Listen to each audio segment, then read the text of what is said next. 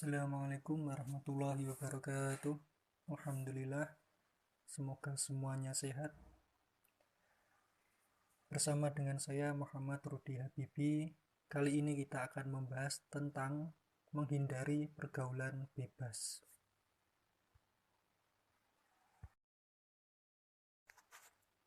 Di peta konsepnya kita bisa melihat menghindari pergaulan bebas. Ada larangan pergaulan bebas dan menghindari zina. Lalu ada macam-macam pezina atau bentuk zina, yaitu muhson dan ghairu muhson, yang kita nanti akan bahas lebih lanjut. Kemudian ada menghindarkan diri dari pergaulan bebas dan zina. Kemudian ada hikmah dari larangan pergaulan bebas dan zina.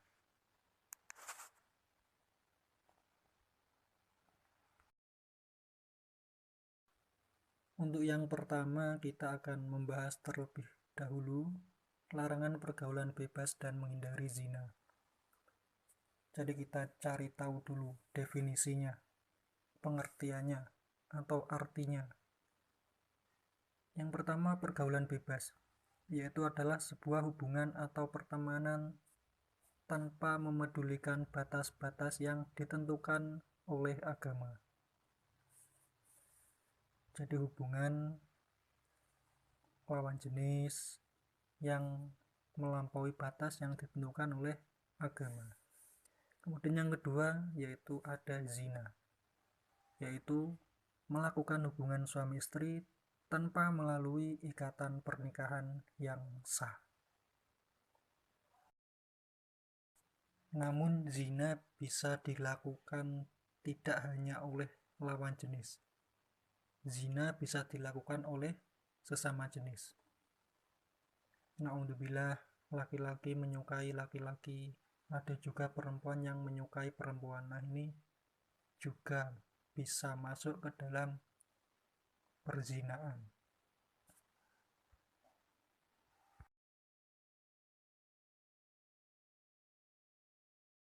Selanjutnya ada dalil di dalam Quran surat Al-Isra, surat ke-17 ayat 32. A'udzubillahi minasyaitonirrajim. Wala taqrabuz zina innahu kana fahishatan wa sa'a sabila. Dan janganlah kamu mendekati zina, sesungguhnya zina itu adalah suatu perbuatan yang keji dan suatu jalan yang buruk. Di dalam tafsir Jalalain dijelaskan bahwa larangan untuk melakukan zina itu lebih keras lagi. Jadi memakai mafhum muwafaqah. Mendekati zina saja tidak boleh, apalagi melakukan zina. Maka lebih dilarang, lebih keras lagi untuk dilarang. Seperti itu. Kemudian seburuk-buruknya atau sejelek-jeleknya jalan, wasa'a sabila, yaitu adalah perbuatan zina itu sendiri.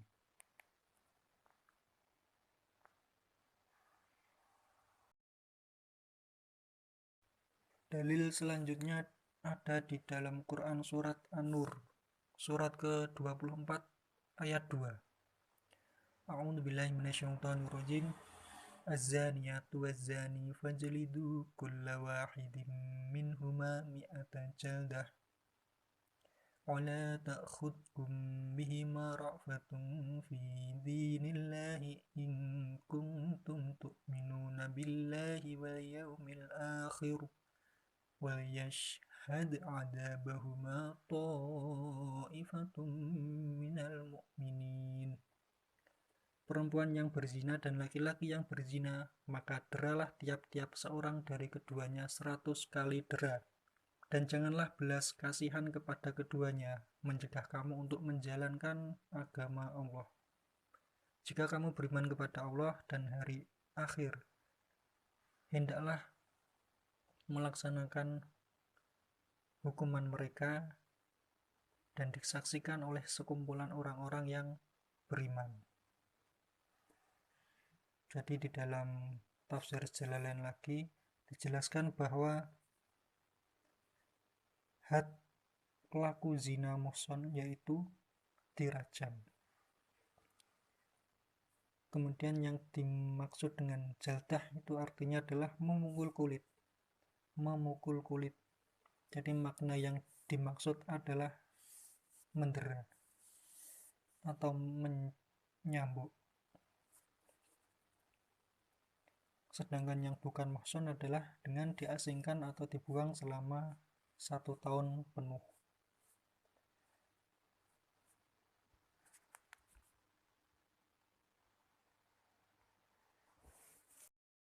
Kemudian di sini ada tabel agar lebih memudahkan,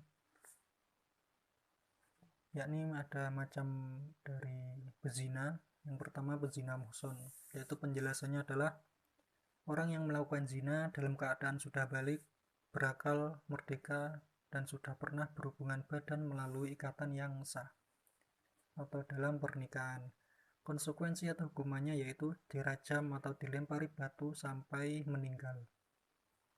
Sedangkan yang kedua adalah bezina ghairu muhson.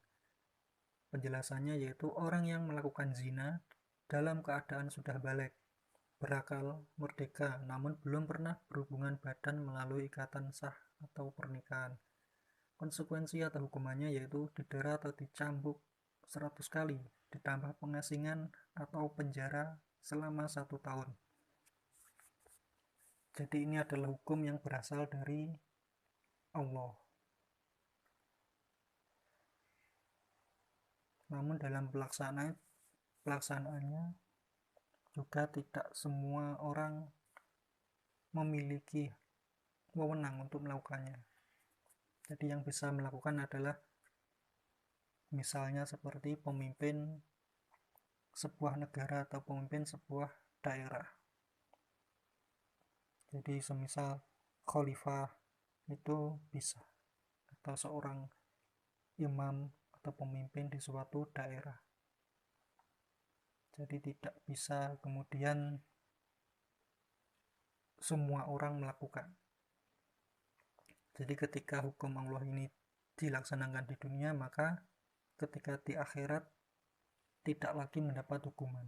Jadi disitulah letak keadilan Tuhan. Jika sudah dihukum dengan menggunakan hukum Allah di dunia, maka di akhirat tidak mendapat hukuman lagi. Jadi sudah diampuni dosanya, khususnya dosa zina dalam pembahasan kali ini.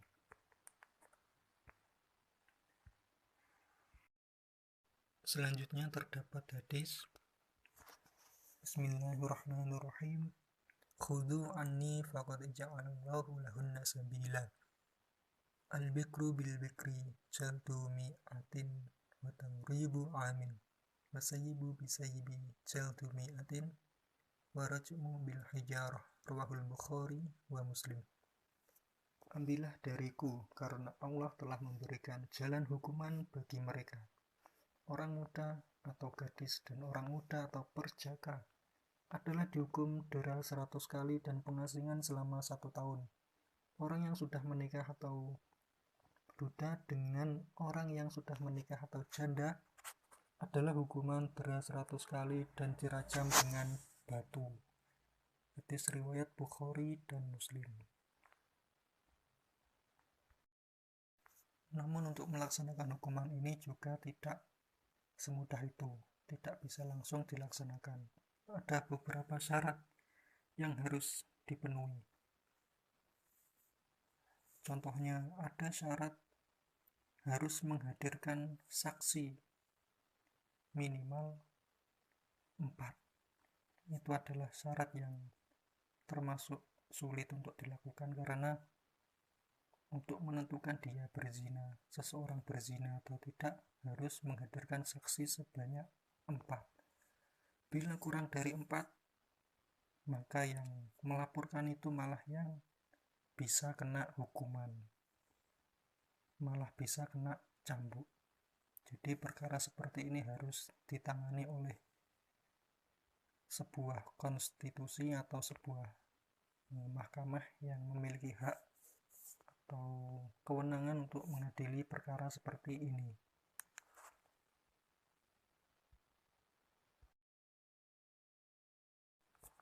Kemudian ada beberapa cara untuk menghindarkan diri dari pergaulan bebas dan zina.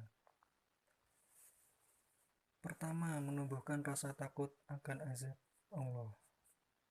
Jadi kita harus selalu yakin, harus selalu introspeksi diri bahwa Allah selalu mengawasi kita dimanapun berada, dan semua perbuatan kita akan mendapat balasan,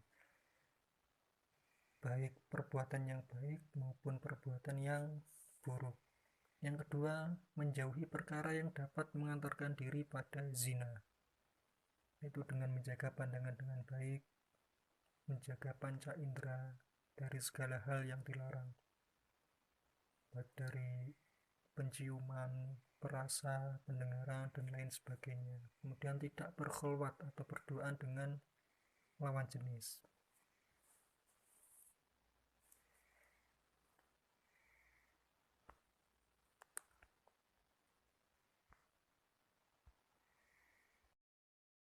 Selanjutnya, memperbanyak ibadah kepada Allah.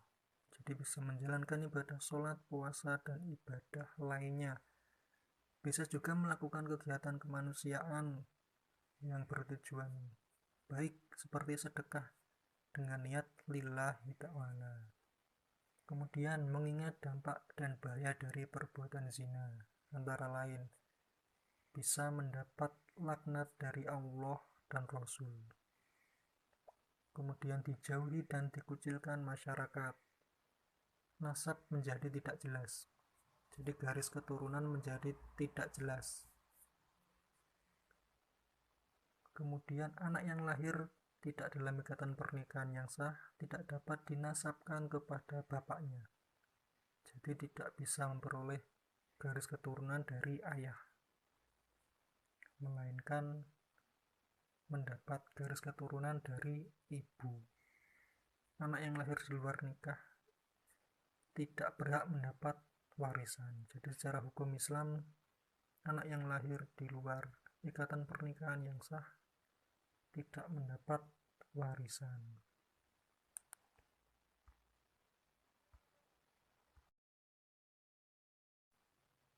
Yang terakhir yaitu hikmah larangan pergaulan bebas dan zina, yaitu menjaga harkat, martabat, dan kehormatan kita sebagai manusia. Jadi orang yang tidak berzina akan menjaga kehormatannya sebagai seorang manusia yang mulia. Kemudian terhindar dari murka Allah, jadi tidak mendapat hukuman siksa dari Allah. Kemudian terhindar dari hukuman berat yang menghinakan, jadi tidak mendapat hukuman yang sudah dibahas sebelumnya tadi, apalagi bila diketahui oleh manusia,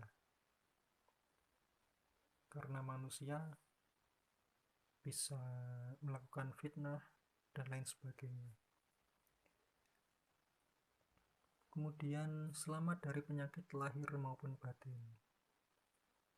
Jadi orang yang tidak berzina bisa selamat dari penyakit lahir maupun batin. Kemudian menjaga kesehatan badan, terutama alat reproduksi, seperti orang-orang yang melakukan pergaulan bebas, misal bisa mempunyai penyakit HIV dan lain sebagainya. Jadi ketika orang tidak berzina, maka menjaga kesehatan fisik. Kemudian selanjutnya terjaganya nasab dan keturunan. Jadi nasabnya dijaga, bisa mendapat warisan dan hak-hak yang sesuai dengan syariat Islam lainnya. Kemudian mendorong untuk lebih menjadi orang yang berprestasi dan berguna.